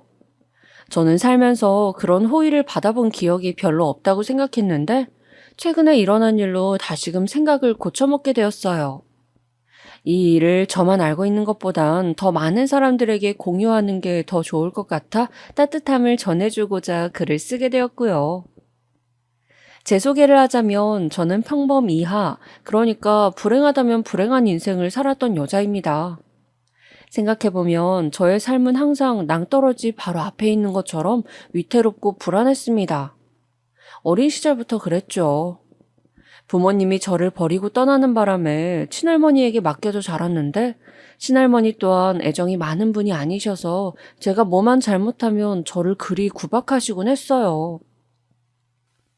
야, 이 기집애야. 내가 이불에 오줌 싸지 말라고 했니? 안 했니? 너 할미 말 안 들을 거야? 죄송해요, 할머니. 잘못했어요. 아유, 너 때문에 못 산다, 못 살아. 아니, 내가 대체 전생에 무슨 죄를 지어 너를 돌보게 된 건지 하늘도 무심하시지, 무심하셔. 보통은 손주라 하면 이뻐하고 귀하게 여길 만도 하잖아요. 그런데 부모에게 버려진 저를 맡아 기르시면서도 할머니는 단 한 번도 저를 가엾게 여긴 적이 없으세요. 그저 짐덩어리 취급이셨죠. 자기도 관절이 쑤시고 아파 죽겠는데 어린 손주마저 길러야 하는 팔자가 되었다며 외려 한탄하시곤 했습니다. 그런 할머니 잔소리를 들으며 살아가다 보니 어느새 제 마음속엔 얼른 이 집을 나가 성인이 되면 독립해야겠다는 결심이 서더라고요. 학창시절 딱히 학업에 대한 지원도 받지 않았으니 공부에 대한 의지 또한 없었습니다. 그저 학생 신분으로 할 수 있는 아르바이트들을 하며 얼른 나가고 싶다는 생각만이 가득했어요. 그리고 마지막 날 조용히 짐가방을 챙긴 후 말씀드렸죠. 할머니, 저 이제 나가 살게요. 아르바이트 돈도 모았으니 안 보태주셔도 됩니다. 지금까지 감사했어요. 마지막 떠나는 길까지도 할머니는 아무 말씀 없으셨습니다. 그저 잘 가라는 듯 문을 쾅 닫곤 집으로 들어가 버리셨죠. 그 닫힌 문을 바라보는데 이 집에서 지내온 세월이 떠오르며 문득 서글프고 서러워지더라고요. 내 인생 어디서부터 어떻게 꼬인 걸까 싶고 지금 생각해보면 갓 20살 된 어린아이가 그런 생각을 하며 터덜터덜 집을 나왔다는 사실이 가슴 아프게 느껴지기도 합니다. 허나 집을 나왔다고 해서 고난이 끊긴 건 아니었어요. 제가 얻은 건 단 하나, 자유뿐이었어요. 이제 할머니 눈치 보지 않아도 되고 자유롭게 내 맘대로 살 수 있다는 것, 그거 하나는 얻었지만 다른 경제적인 부분에선 계속 헐떡일 수밖에 없더군요. 돈을 벌기 위해 제가 처음 취직한 곳은 화장품 매장이었어요. 매장에 오는 손님들을 응대하고 고른 화장품을 계산해주는 단순한 일이었는데 대신 하루 종일 서 있다 보니 다리가 많이 아프고 힘들었어요. 거기다 주 6일 근무를 했지만 저축할 수 있는 돈도 그리 많지 않아 하루하루 빠듯하게 살아가고 있었습니다. 그러던 와중에 같이 일하는 동료에게서 조금 솔깃한 제안을 받았어요. 유정아, 언니가 돈 많이 벌 수 있는 곳 아는데 거기 한번 취직해 볼래? 돈 많이 벌 수 있는 곳이요? 거기가 어딘데요?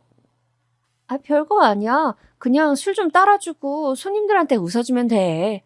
밤에 일하는 거라 힘들긴 해도 여기보다는 훨씬 돈 많이 버니까 정 안 맞으면 하다 그만둬도 되고. 고시원 방에서 편의점 도시락을 먹으며 늘 쪼들리게 사는 제 처지를 알았던 동료 언니가 돈을 많이 벌 수 있다며 그런 제안을 한 겁니다. 솔직히 너무 흔들렸어요. 한 번도 그런 곳에서 일해볼 생각은 해보지 않았는데 두렵기도 하고 어떻게 해야 하나 고민하고 또 고민하고 근데 머릿속에서 결정을 내리기도 전에 이미 제 발은 그곳으로 향하고 있더라고요. 너무 절박했던 거겠죠. 불 꺼진 술집 안에 들어온 순간 긴장이 되어 다리가 후들거렸지만 면접은 막상 별거 없었습니다. 아는 언니 소개를 받아와 그런 건지 내일부터 일할 수 있죠 한마디 하며 출근하라고 하더라고요. 내일부터요? 네, 내일부터 나와요. 아, 네, 알겠습니다. 열심히 하겠습니다. 저를 면접 본 여자는 30대 중반쯤 되어 보였는데 빨리 관두지 말라는 말만 하면서 채용했어요. 저 역시 돈만 벌 수 있다면 그저 이 고시원방만 벗어날 수 있다면 뭐든 할 거라고 생각했기에 그러겠노라 다짐하며 일을 시작했어요. 처음 해보는 술집 일, 정말 말 그대로 제 영혼을 쥐어뜯는 일이라고 표현해도 좋을 겁니다. 딸버린 제가 나이든 아저씨들 옆에 앉아 술을 먹고 은근한 손길들을 받아내는 일은 결코 쉬운 일이 아니었습니다. 밤낮이 바뀌거나 잘 못 마시는 술을 마시는 것까진 크게 문제가 되지 않았습니다. 그 정도야 더 힘든 일도 해봤는데 충분히 버틸 수 있었죠. 근데 그곳에서 일하며 제 자신이 더러운 일을 하고 있다는 생각을 떨쳐낼 수가 없었습니다. 거기다 한 번씩 진상 손님도 있었기에 그런 손님들이 제게 손가락질을 하고 침을 뱉고 막대하면 그날은 정말 목이 쉬어라 울며 집에 돌아갔던 것 같습니다. 아니면 필름이 끊길 때까지 술을 먹던가요. 가끔 잔뜩 취한 손님들이 너같이 천한 X가 하는 말들이 너무 듣기 괴로웠습니다. 그래서 첫 3달까지 술집 안으로 들어가는 문 앞에선 오늘은 꼭 그만둔다 말해야겠다고 생각하며 출근했어요. 그런데 돈이라는 게 정말 무섭더라고요. 술집 일은 술과 웃음을 파는 대신 얻을 수 있는 돈은 어마어마했어요. 화장품 매장에서 죽어라 일을 해도 벌지 못했던 돈을 여기선 하루 이틀이면 벌 수 있었습니다. 그때 마음을 다시 다잡았던 것 같아요. 그래, 딱 1년만 하자. 1년만 하고 그만두자. 1년 동안 버는 돈이면 서울에 괜찮은 집 하나는 구할 수 있을 테고, 그 이후엔 괜찮은 직장을 구해 다시 정상적인 돈벌이를 하자고 다짐했어요. 그리고 그만두겠다는 생각을 접은 채 다시 일을 나가기 시작했습니다. 하지만 1년을 채우고도 저는 나오지 못했어요. 심지어 가끔씩 술집에서 일하는 아가씨들이 명품에 미쳐 백화점을 돌아다니곤 했는데 처음엔 그걸 이해 못했지만 나중에는 저 역시 그러고 있더라고요. 버는 돈이 많으니 쓸 곳이 그런 데밖에 없었어요. 남은 돈을 저축하긴 했지만 이미 살고 있는 오피스텔도 환경이 나쁘지 않아 나중에는 그러지도 않았어요. 마치 하루살이 같은 삶이었어요. 제 삶은 어느새 20대의 다른 아가씨들과의 삶과는 거리가 생겨버렸고 돌아갈 수도 없었습니다. 허나 그렇게 하루 돈 벌고 하루 돈 쓰고 의미 없는 삶이 지속되고 있다는 것을 알았을 땐 제 인생은 이미 나락으로 추락한 후였고요. 그러던 어느 날 조금 정신이 들었던 계기가 생겼습니다. 저희 술집에 30대 후반 정도 되는 남자가 일주일에 한두 번씩 오기 시작했는데 매너도 좋고 팁도 잘 챙겨주어 인기가 좋았습니다. 일하는 사람들에게 예의 있게 굴어 일하는 아가씨들이 그 방으로 많이 들어가려 했어요. 그런데 어느 날 원래 일하던 아가씨가 무단결근을 하면서 제가 그 남자를 접대하게 되는 일이 생겼는데요. 남자는 조용히 술을 마시다가 갑자기 저에게 어쩌다 여기까지 오게 되었냐 묻더군요. 생각지도 못한 질문에 당황했죠. 아, 저는 그냥 궁금해서 물어본 거예요. 말하고 싶지 않으면 안 해도 돼요. 네, 그게... 그런데 그때 문득 내가 어떻게 여기까지 오게 됐지 생각하게 됐습니다. 분명 처음엔 1년만 일하자고 다짐하고 들어온 것이었는데 이제는 늪이 되어 빠져나가지 못하고 있었습니다. 왜인진 모르겠지만 그 순간 눈물이 나기 시작했습니다. 여기서 일하는 제 스스로 가엾거나 하여 흐른 눈물은 결코 아니었습니다. 스스로에 대한 연민과 동정이 아니라 제 삶이지만 놓아버리고 불행한 삶을 자초해 살고 있는 것에 대한 후회와 자책이었죠. 남자 손님은 제가 갑자기 눈물을 쏟자 자신이 더 놀라 당황해했고 미안해했습니다. 제가 괜한 질문을 한 것 같네요. 미안해요. 아니에요, 아니에요. 서로 대화를 마무리하고 술이나 털어놓으려 했지만 어쩐 일인지 남자는 우는 제 얼굴을 닦아주며 이야기를 해보라 재촉했고 저는 천천히 살아온 이야기를 털어놓게 되었어요. 처음이었습니다. 누군가에게 살아온 인생을 그리도 허심탄회하게 말했던 것은 그렇게 무언가를 내려놓듯 이야기를 풀기 시작하자 어느새 제 마음도 가벼워졌고 정리가 되는 느낌이었어요. 덕분에 저는 가게 관리자에게 이번 달까지만 일하고 나가겠다고 말했습니다. 아유, 정말이야? 너 지금 젊고 이쁜데 돈 더 벌지 그래. 아니에요, 언니. 저 그만둘게요. 아, 그래 뭐. 네가 그렇다면 어쩔 수 없지. 언니는 아쉽다는 듯 입맛을 다셨지만 이미 결심을 굳힌 상태였습니다. 거기까지였으면 얼마나 좋았을까요? 어느 날부터 그 남자가 선물 공세를 하더군요. 작은 목걸이부터 팔찌까지 제 생각이나 샀다며 선물을 주는데 솔직히 마음이 뛰기 시작했어요. 누군가 저에게 관심을 표하고 진지하게 만나고 싶어 한다는 점이 제 마음을 사로잡았습니다. 유정 씨가 하면 이쁠 것 같아서, 유정 씨가 좋아할 것 같아서. 그런 말들은 제게 너무나 유혹적이었습니다. 그간 일만 했지 딱히 연애는 하지 않았는데 이런 남자라면 만나고 싶다는 생각이 살며시 들었어요. 물론 술집에서 만난 남자와 아가씨, 남들에게 어떻게 보일지 압니다. 아마도 더럽고 추저분한 일로 보이시겠죠. 어차피 가게에서 나올 신분이었기에 더 이상 아가씨도 아니었고 그 남자 또한 제게 어쩌다 한번 들린 가게라고 했기 때문에 철석같이 그 말을 믿었어요. 그리고 돌이켜보면 당시 저는 누군가가 한없이 주는 애정이 그립고 지독하게 간절했습니다. 서로의 마음을 확인한 이후 저희의 관계는 순식간에 진전되었습니다. 남자는 제게 너가 가게에서 나오면 우리 결혼 전제로 만나보자 라고 말하였고 저도 그러기로 했죠. 하지만 이 모든 것이 허구이자 거짓이라는 걸 알게 되었던 건 가게에 나가던 마지막 날이었습니다. 참 기묘하죠. 그 마지막 날 이런 폭탄 같은 일이 터져버렸으니까요. 어느 날 가게 밖에서 누군가의 고함 소리가 들리더니 갑자기 어떤 여자가 제가 일하던 방으로 걸어와 머리채를 휘어잡더군요. 이 미친년아, 어디 할 짓이 없어 유부남을 꼬셔? 이 더러운 거사. 너 내가 상간녀로 고소할 거니까 그런 줄 알아. 무슨 말씀이세요? 상간녀라뇨? 너 때문에 내 남편이 우리 애 학원비부터 집안 돈까지 다 털었어. 알아? 알거지 되게 생겼다고. 그제야 알았습니다. 제가 만나던 남자가 유부남이었으며 제 환심을 사기 위해 준 선물은 자식 학원비와 생활비를 훔쳐 마련한 것이라는 걸. 그 순간 얼마나 순진무구한 꿈을 꾸고 있었는지 혼자만의 환상에 젖어 있었는지 알게 되었습니다. 정신은 망가져 버렸습니다. 고장난 기계처럼 또다시 말입니다. 처음이자 마지막 사랑이라 믿었던 그 남자가 사기꾼이었단 사실은 크나큰 상처가 되었습니다. 하루 종일 술을 퍼마시며 일도 나가지 않고 집에만 틀어박혀 있었습니다. 커튼을 모두 닫고 어둠 속에서 몸을 웅크리고 있을 때가 가장 편했어요. 그런데 제가 잃은 건 사랑뿐만이 아니었어요. 바로 돈이었어요.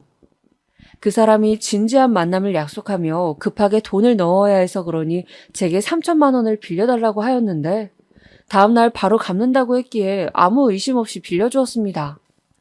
그때만 해도 대단한 사업가인 줄 알았기에 못 받을 리도 없다고 생각했죠.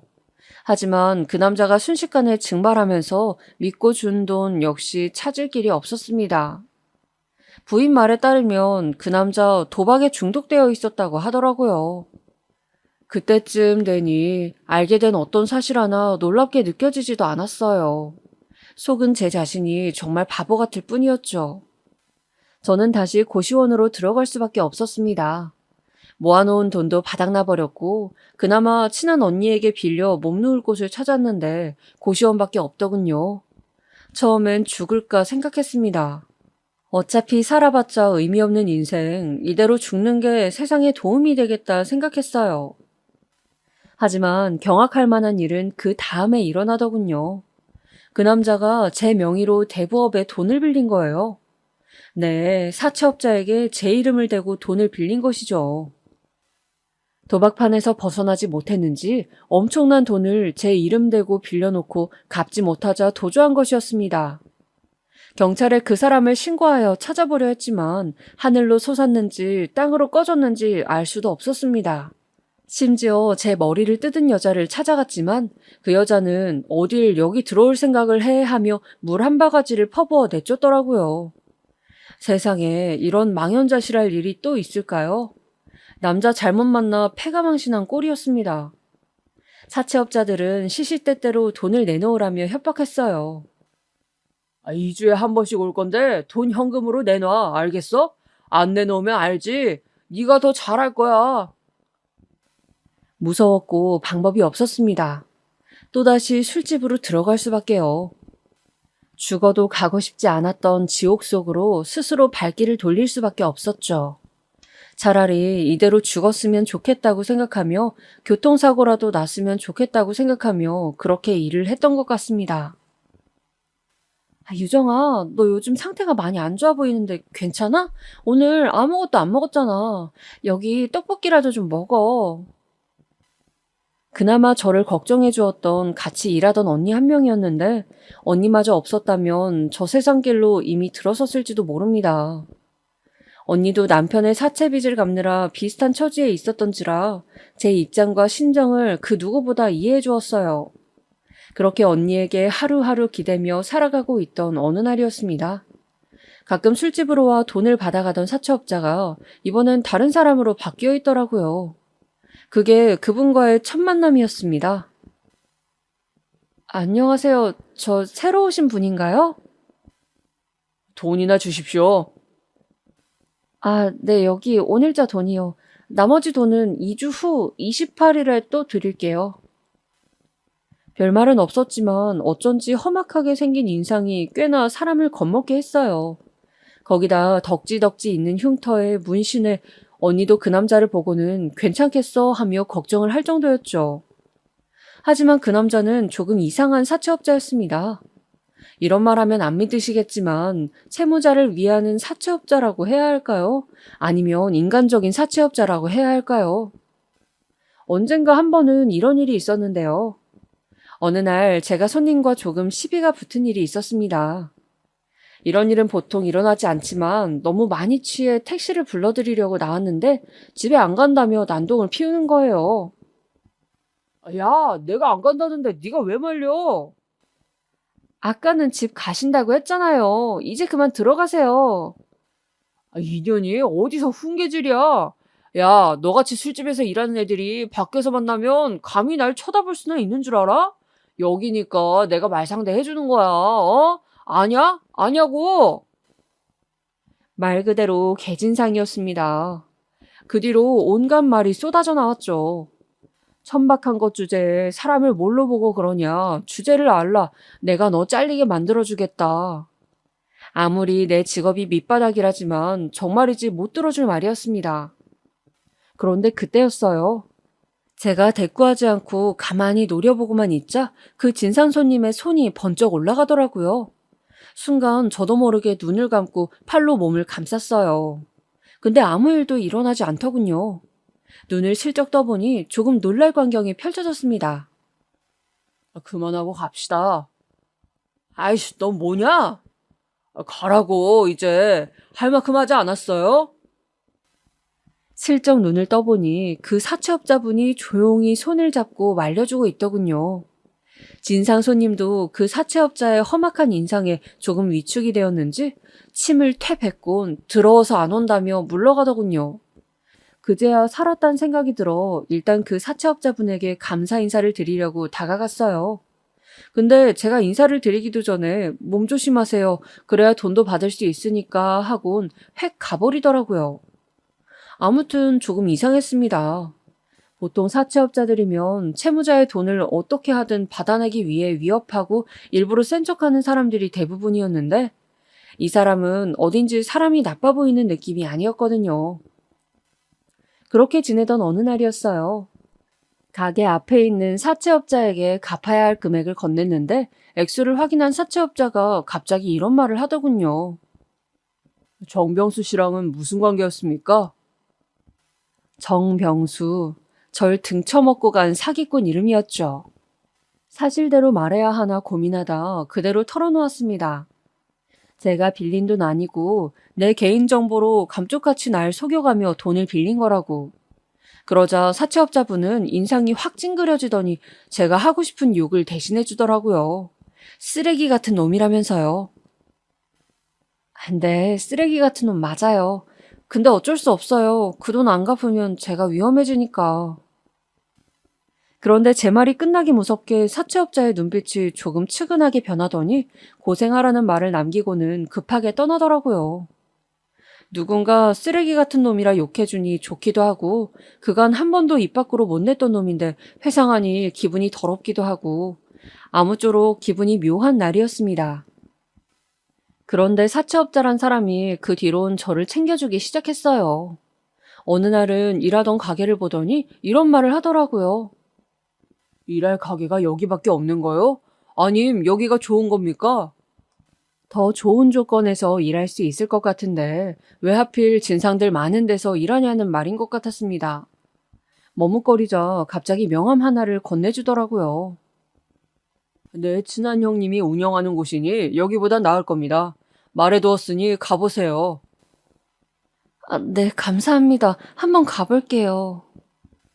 알아보니 여기보단 정말 환경이 더 낫더라고요. 그렇게 저는 그 사채업자분이 일하는 가게로 직장을 옮기게 되었고 조금 더 편하고 돈도 더 잘 벌리는 환경이라 전에 일하던 곳보단 훨씬 수월하게 일을 할 수 있게 되었습니다. 채무자의 직장까지 손수 알아봐주니 직업정신이 투철하다고 해야 할지 아무튼 그 뒤론 조금 더 크게 돈을 갚아나갈 수 있었습니다.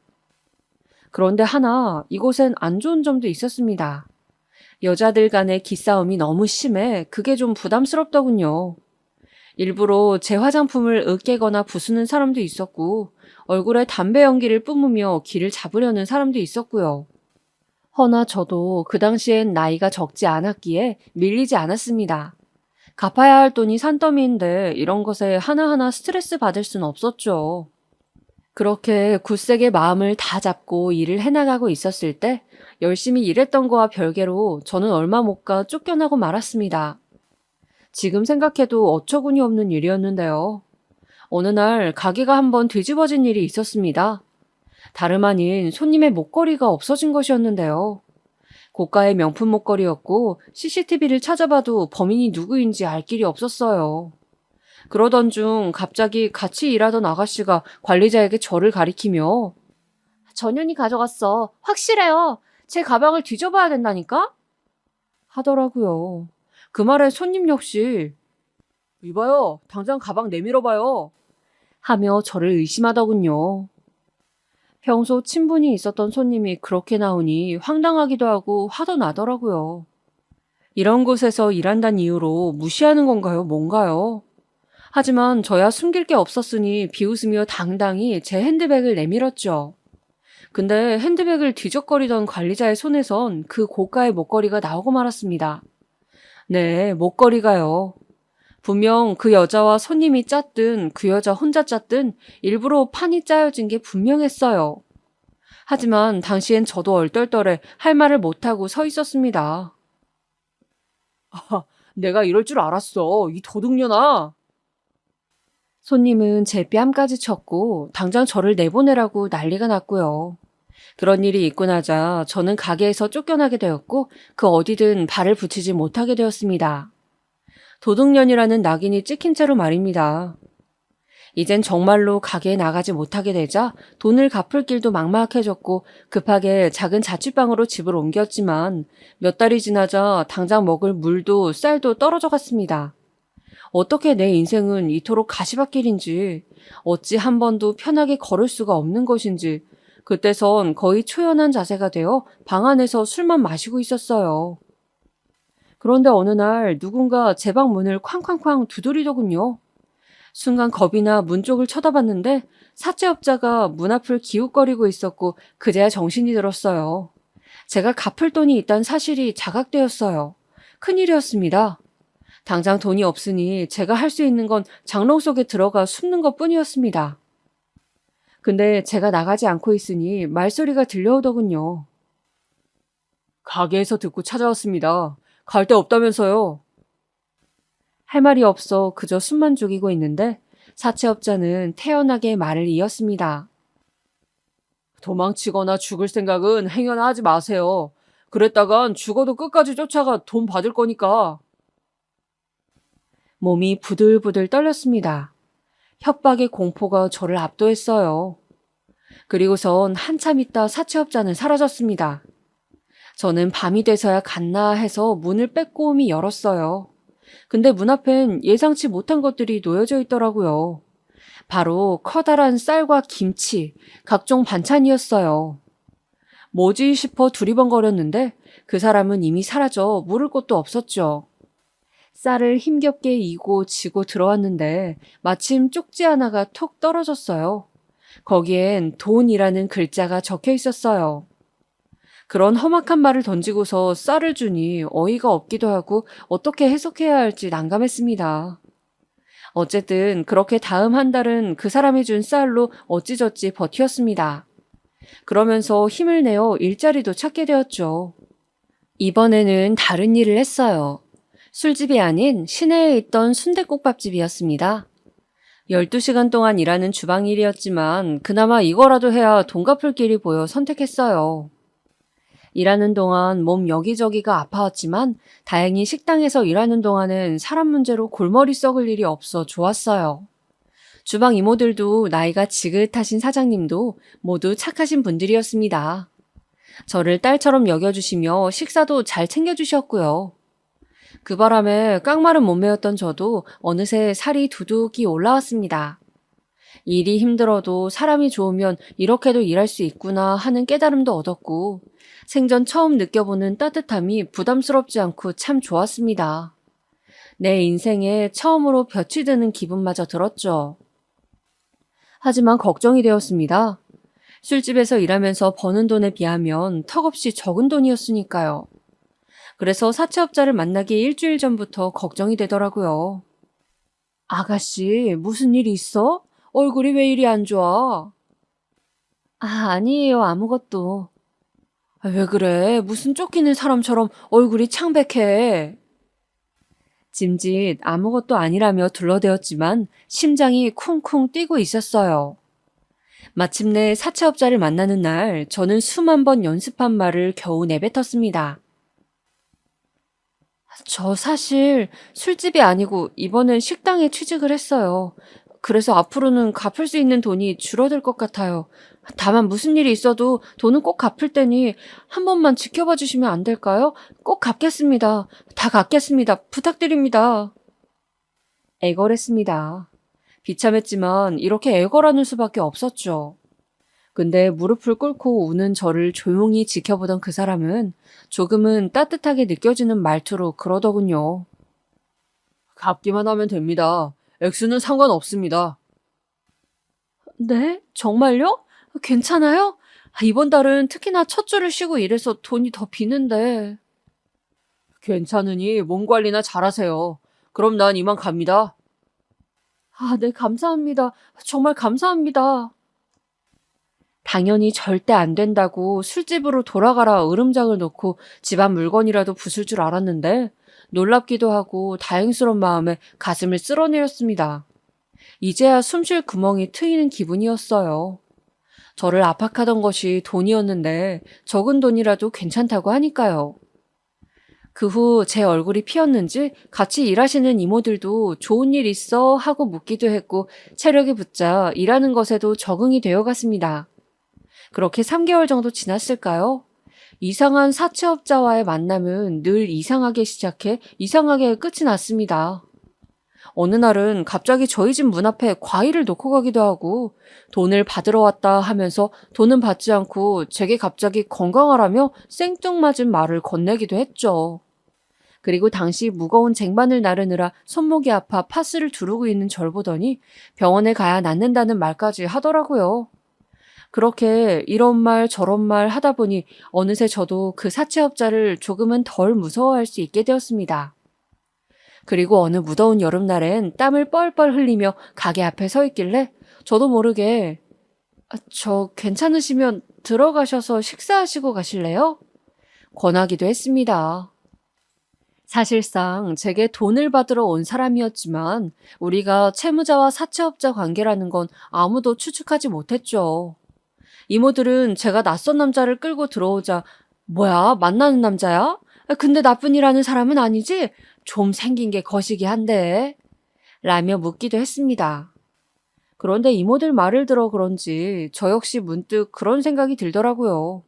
설마 저 사람이 날 좋아하나? 좋아하지 않으면 채무자한테 왜 이렇게까지 잘해주는 거지? 하는 생각이요. 근데 나이 차는 둘째치고 채무자와 사채업자 사이에 애초에 그런 관계가 형성된다는 것이 말이 안 되었죠. 허나 그러던 어느 날 제가 그것을 진지하게 의심할 만한 사건이 일어났는데요. 그날은 한겨울날이었고 국밥집에서 일을 하고 집에 돌아오려던 참이었습니다. 가게 문을 닫는데 저도 모르게 눈앞이 어질어질 하더라고요. 아침부터 몸이 으슬으슬했는데 나아지겠지 싶어 약도 안 먹고 버티던 게 일이 끝나니까 몰려오는 것 같더라고요. 그래서 얼른 집에 가서 쉬어야겠다는 생각으로 발을 뻗었습니다.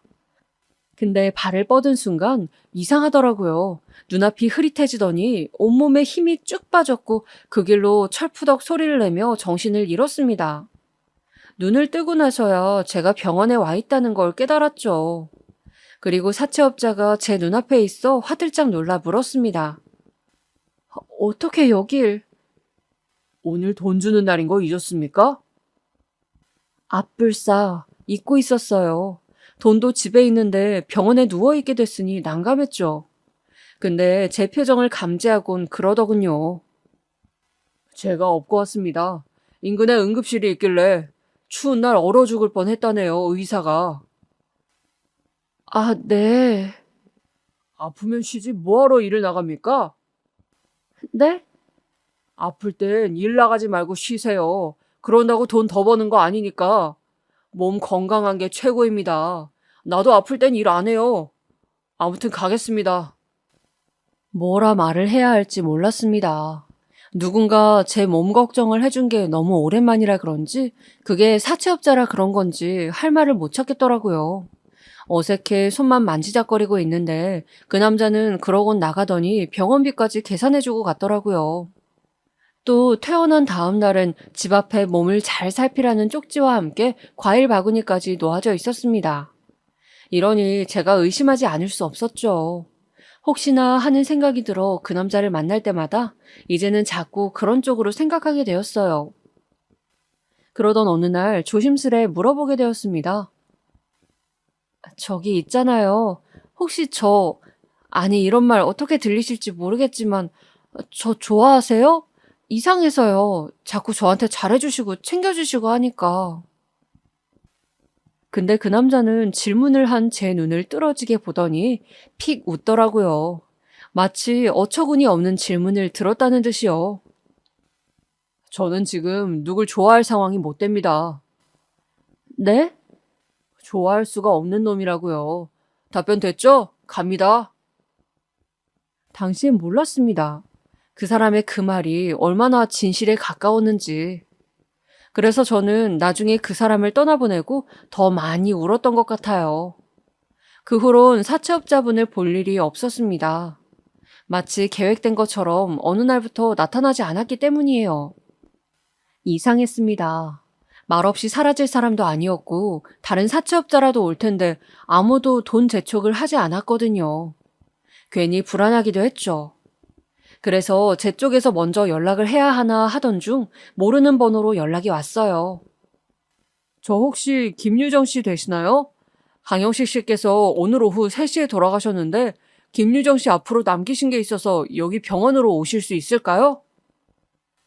경찰에게서 온 전화였는데 강영식이라는 낯선 이름의 남자가 제게 무언가를 남겼다고 했습니다.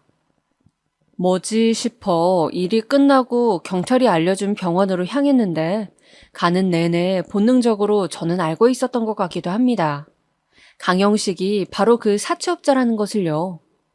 그리고 경찰이 건네준 기나긴 편지 한 장을 받았을 때 그 예감이 확신으로 번졌을 때 저도 모르게 그만 몸이 떨려왔습니다. 안녕하세요.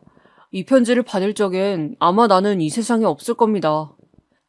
다만 나의 지난 생을 누군가에게 알릴 수 있다면 그게 당신이었으면 해서 이렇게 남깁니다. 일단 돈은 내가 다 갚았습니다. 밀렸던 돈도 말입니다. 그러니 걱정 말고 당신의 삶을 살아나가시길 바랍니다. 나는 참 못된 놈이었습니다. 사채업자로 살면서 채무자의 돈만을 지독하게 쫓고 받아내기 위해 수단과 방법을 가리지 않았어요. 신이 그런 내 모습을 봤다면 아마 지옥불에 떨어져도 마땅할 악마라고 했을 겁니다. 나로 인해 어떤 사람들은 목숨을 스스로 버리기도 했습니다. 하지만 돈을 갚을 능력이 안 되는 사람들이 자기의 처지를 비관하며 죽어갈 때 나는 그들의 옆에 있어준 게 아니라 그들을 낭떠러지로 떠밀었습니다. 나 같은 사람이 하나만 적었어도 아마 세상은 살만한 공간이 되지 않았을까 싶습니다. 인간으로서 후회와 자책이라는 것을 했을 땐 이미 너무 늦었습니다. 시한부 선고를 받은 뒤입니다. 죽을 날을 받아두고 내 인생을 돌아보니 잘한 것은커녕 잘못한 것 투성이더군요.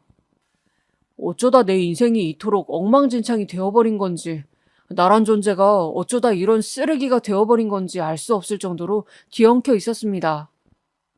그래서 당신을 만났을 때 나는 스스로를 조금이라도 용서하고 싶어 호의를 베풀었습니다. 처음으로 인간답게 굴어봤죠. 그러고 나니 살맛이 나더랍니다. 허나 이것이 내 죄에 대한 면죄부가 결코 되지 않으리라는 거 잘 압니다. 그래서 무거운 마음을 안고 떠납니다. 마지막으로 지금껏 고달프고 힘든 삶을 사셨을 채무자님, 앞으로의 인생은 그 누구보다 당당하게 그리고 빛나게 사시길 바랍니다. 그게 내 마지막 소원입니다. 또 송구스럽지만 한 가지 부탁을 드리고자 합니다. 저로 인해 목숨을 던지셨던 분들, 그분들의 가족을 찾아가 이 돈을 건네주셨으면 합니다. 그리고 차마 죽어가는 제 얼굴 내놓고 말하지 못함을 이해하시고 죄송하다는 말씀 전해주신다면 정말 감사하겠습니다. 왜 우는지 스스로도 이해할 수 없었지만 저는 눈물이 많이 났습니다. 왜였을까요? 저만큼이나 불행하고 가여운 삶을 살아왔다는 생각에 동질감을 느껴서였을까요? 진심 어린 마음으로 뉘우치는 이 남자의 마지막 모습에 어떤 소외를 느껴서였을까요? 무엇이 됐든 간에 저는 이 남자에게 받은 선의를 조금이라도 돌려드리고 싶었습니다. 그래서 장례부터 알아보았어요. 물어보니 가족인 아들이 부모의 시신 인수를 포기하여 무연고 장례로 넘어가게 될 것 같다고 하더라고요. 그럼 제가 그 장례 비용 댈게요. 저도 처음 치러보는 누군가의 장례였지만 이번 달 받은 월급으로 작게나마 치러드릴 수 있을 것 같아 급하게 전화를 돌렸고 빈소를 마련했습니다. 고인의 사진을 구할 방법이 없었기에 망설이고 있었는데 다행히 아들과 연락이 닿아 사진도 마련할 수 있었어요. 고인의 아들은 장례식장에 나타나지 않았습니다. 조문객들도 거의 오지 않았어요. 몇 사람 오더라도 제가 누구인지는 알 수가 없었죠. 그저 저와 그 사람은 채무자와 사채업자 딱 그 관계였으니까요. 그리고 장례가 끝난 후엔 고인의 부탁을 들어주기 위해 생을 떠나신 사람의 가족분들을 찾아다녔습니다. 주소지가 옮겨져 연락이 닿지 않는 분들도 계셨지만 다행히 한 분은 찾을 수가 있었는데 문을 두드리자 반지 앞방에 살고 계신 여자분이 나오셨는데 뭐라 말해야 할지 모르겠더라고요. 망설임 끝에 겨우 입을 뗀 것 같습니다. 저 강영식 씨가 이 돈을 남기셨습니다. 그리고 죄송하다는 말씀 전해달라 하셨습니다. 강영식 씨가 누구죠?